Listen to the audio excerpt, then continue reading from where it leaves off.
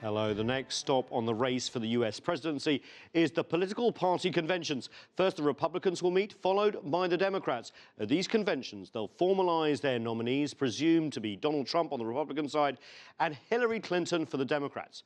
But these two candidates are not well liked by the majority of Americans. In fact, they have the lowest approval ratings of any political candidates since polling began.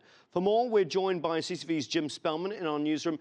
Jim, what do the latest polls say about the leading candidates? How are they faring? Well, Nathan, after a pretty rough primary on both sides, the polls now show Clinton leading Trump. Let's take a look. Averaging together several polls conducted in the month of June, Hillary Clinton leads Donald Trump by almost 7 points. That's a pretty sizable lead. When we factor in the third-party candidates running in the Libertarian Party and the Green Party, Clinton still leads by about 6 points. Those third-party candidates seem to take votes away from Trump and Clinton about equally, at least at this point. Those numbers are not unusual. What's shocking is how much voters dislike both of these candidates. Take a look at this. 60% of registered voters have a negative view of Donald Trump, while only 29% have a positive view. By comparison, only about 30% of U.S. voters have a negative view of President Obama. Hillary Clinton does only slightly better. 55% of voters see her in a negative light. Only 33% have a positive view. But her numbers have actually gotten worse as the campaign has gone on. And this is before the inevitable onslaught of negative ads against both candidates that will hit the airwaves soon, Nathan. Jim, this begs the question, why are both of them so disliked by voters? Right. Well, let's see. Trump's critics see him as a racist who disparages Latinos and Muslims. Among non-whites in the U.S., only 1 in 10 have a positive view of Trump. He also has a major problem with women, many of whom accuse him of being sexist. Clinton's problem is that many voters simply don't trust her. You heard her say it herself at the top of the show. She's seen as arrogant by many and part of establishment politics. Not a good thing to be this election cycle. She's also the focus of an investigation into a private email server she kept at her home. And both candidates share a major problem. Over 60% of voters say neither Clinton nor Trump share their values or have a background they can identify with. Jim, is the deep division in US politics between the political parties contributing to these negatives? Yeah, there's no doubt the vitriol here would be high regardless of who the candidates were. That's simply been the default setting for American politics. We've seen it from both sides for years, fed by the political parties, but also by outside groups like super PACs, then reinforced on social media and in the U.S. press, especially on cable TV. But these two candidates are unique. Trump, simply unprecedented in American politics. His outlandish statements have been a big part of his attraction to some voters, but are guaranteed to alienate others. And Hillary Clinton, along with her husband, the former President Bill Clinton, has been a main target of conservative scorn for 25 years now. At one point in the 1990s, hating the Clintons was almost its own industry. It gave rise to right-wing figures like Rush Limbaugh. But the question, Nathan, I think is this. Do voters need to like a candidate to vote for them? Both of these candidates are hoping that's not the case.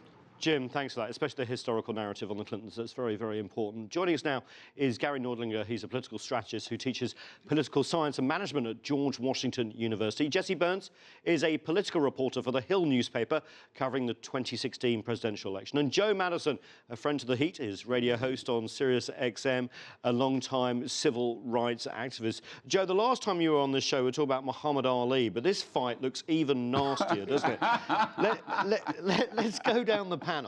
Why do you think there are so many negatives when it comes to Hillary Clinton and Donald Trump? And what do you think is the biggest potential disaster for both of them? I think, and I'll take a hit at my industry, and that is talk radio. Talk radio, particularly with conservative talk radio, for the last 25, 30 years, ever since they got rid of the fairness doctrine, has been relentless in going after the Clintons. You know, we talk about Hillary Clinton being arrogant during her presidential campaign. That was the same rub she got when she was the first lady. That she interjected herself like no first lady had done before that, and she was the healthcare issue. Yeah, and she was unique in that way. But she, unlike most first ladies, she's always been public policy oriented. That's been her piece. But I think that talk radio has played a big role, particularly conservative talk radio, and people have picked up on it. Jesse, Trump The negatives, quite easy to explain, but how do we get here so quickly? Well, here it's the entire opposite of Clinton. We have someone who hasn't been in politics their entire life. And so this is someone who a lot of their negatives that we've seen come out throughout this campaign have come out during the campaign itself. A lot of people have formed their kind of perceptions about Trump based on his statements, his proposal to ban Muslims, his comments on immigration and Mexicans. And so this is the entire opposite of Clinton, where a lot of people had their perceptions on her going into this campaign. A lot of people had to form their views on Trump based on what he said. So, Gary, both of them are negatives. Oh, absolutely. And they're being negative to each other as well. Right. I mean, Joe reminded me of the bumper sticker I saw in 1994, impeach the president and Bill too. You know, I mean, there's just... Meaning Hillary, the First Lady at the time. Yeah. But, you know, going back to her early days in the White House, I remember as part of the Whitewater, the special prosecutor wanted her billing records. Which, for international audience, was a sort of investigation that kind of went nowhere into land deals and various... Based on a land deal when he was governor of Arkansas. And at the time, she worked for a law firm called the Rose Law Firm, and the special prosecutor wanted to see her billing records. They couldn't find them.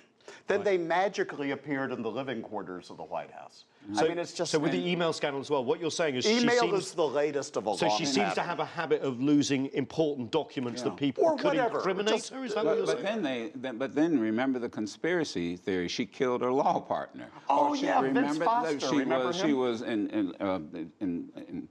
involved in his murder somehow. Can I just bring this down to earth? Because none of this is true.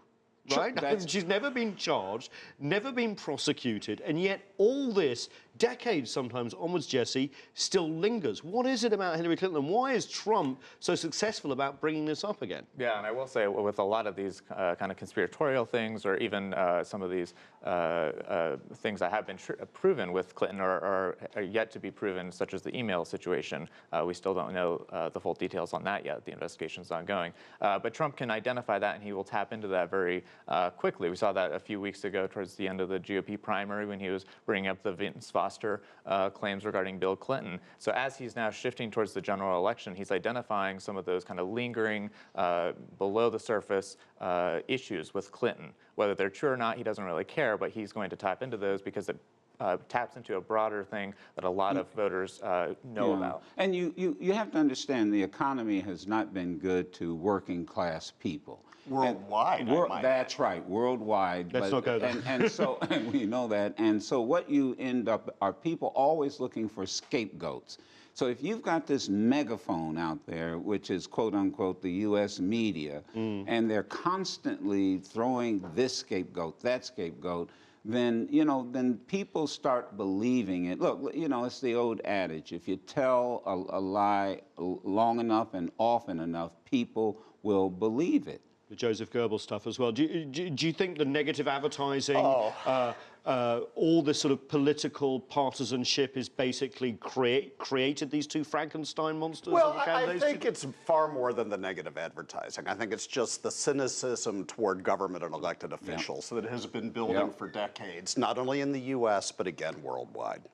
But the irony is they both have such extremely high negatives. I mean, the last poll I looked at, which Trump's very strong negatives were 52 and Hillary's 46. So it's almost like each one's running against the only other human being they could possibly beat in this race. And the irony is each one is immune to negative advertising. You cannot make their unfavorables any higher than they already are. So what's it for? Well, to the degree they'll use negative advertising, it's going to be to drive out their own base. So Hillary will attack Donald so that Hillary's voters turn out to vote against Donald Trump, and vice versa. Jesse, do you agree with that? Do you think it's going to be as nasty as their negatives look?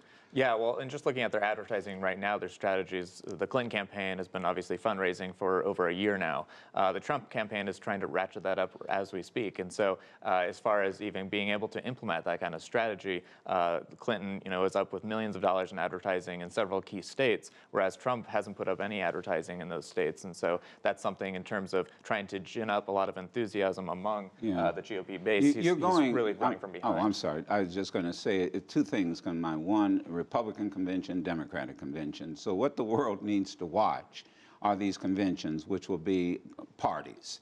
and everybody is they're going to go after Trump in Philadelphia Sure. like you've never seen. And I would imagine there'll be three key people to watch: Bill Clinton, President Obama, and then, of course, Elizabeth Warren.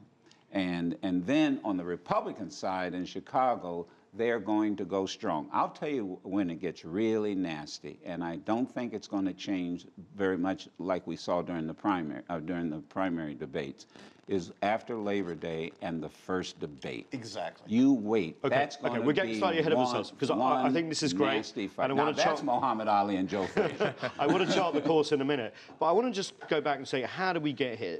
I think we've got a piece of tape of Donald Trump talking about banning Muslims. If we can roll that now, because this is kind of where his negatives really started to pile up.